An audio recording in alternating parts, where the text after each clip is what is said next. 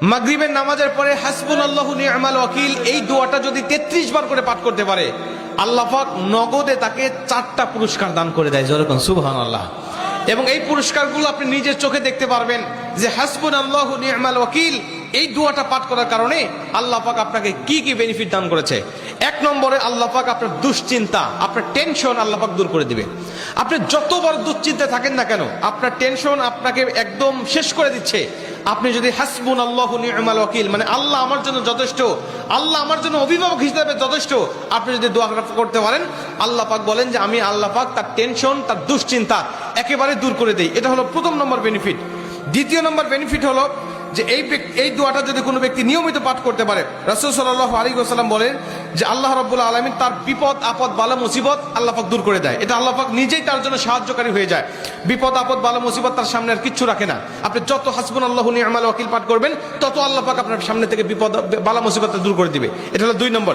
3 নম্বরে নবীজি সাল্লাল্লাহু আলাইহি ওয়াসাল্লাম বলছেন, যে ব্যক্তি হাসবুনাল্লাহু নি'মাল ওয়াকিল বেশি বেশি পাঠ করবে, আল্লাহ রাব্বুল আলামিন সে যদি কারোর দ্বারা জুলুম শিকার হয়ে থাকে, সে মাজলুম, তার উপরে কেউ জুলুম করেছে, তার উপরে কেউ কষ্ট দিয়েছে, তাকে এই কষ্টটা সে পেয়ে আল্লাহ পাকের কাছে হাসবুনাল্লাহু নি'মাল ওয়াকিল পাঠ করেছে, আল্লাহ পাক বলেন নিজেই আমি ওই মাজলুমের পক্ষে হয়ে যাই, জালিমের বিপক্ষে আমি আল্লাহ নিজের অবস্থানটা দাঁড় করা দেই। যেরকম সুবহানাল্লাহ। ভাই, আল্লাহ যদি আপনার পক্ষে দাঁড়ায় যায়, আপনার আর কিছু লাগে? আল্লাহ যদি আপনার জন্য সাহায্যকারী হয়ে যায়, আর কিছু লাগে? আপনাকে কোন জালিম আপনার উপর জুলুম করছে, আপনি হয়তো বা সেই জালিমের কাছে আপনি কিচ্ছু না, একেবারে তুচ্ছ, কিন্তু আল্লাহ তো তার থেকে অনেক বেশি শক্তিশালী। আল্লাহ পাক বলে যে আমি তখন ওই মাজলুমের পক্ষে দাঁড়া যাই, ওই জালিমের বিপক্ষে দাঁড়া যাই, আমি আল্লাহ আমার নিজের মতো করে আমি তখন বিচারটা শুরু করে দেই। যেরকম সুবহানাল্লাহ।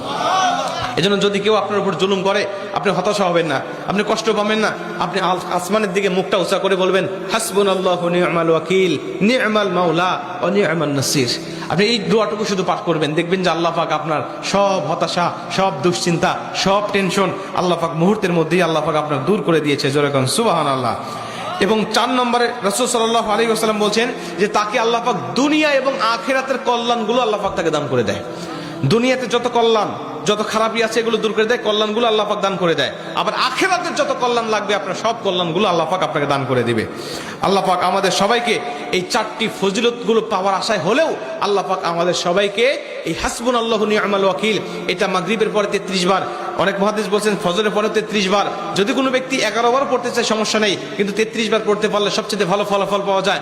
আপনারা অধিকাংশ 33-এর অধিক পড়লেও কোনো সমস্যা নেই। এক কথায় যে ব্যক্তি হাসবুনাল্লাহু নি'মাল ওয়াকিল বেশি বেশি পাঠ করবে, আল্লাহ পাক তাকেই এই ফজিলতগুলো দান করবে। যেরকম সুবহানাল্লাহ। যতগুলো আমলের কথা বলা হয়েছে, আল্লাহ পাক আমাকে সহ সবাইকে আমল করার তৌফিক দান করুক। জোরে বলেন আমিন।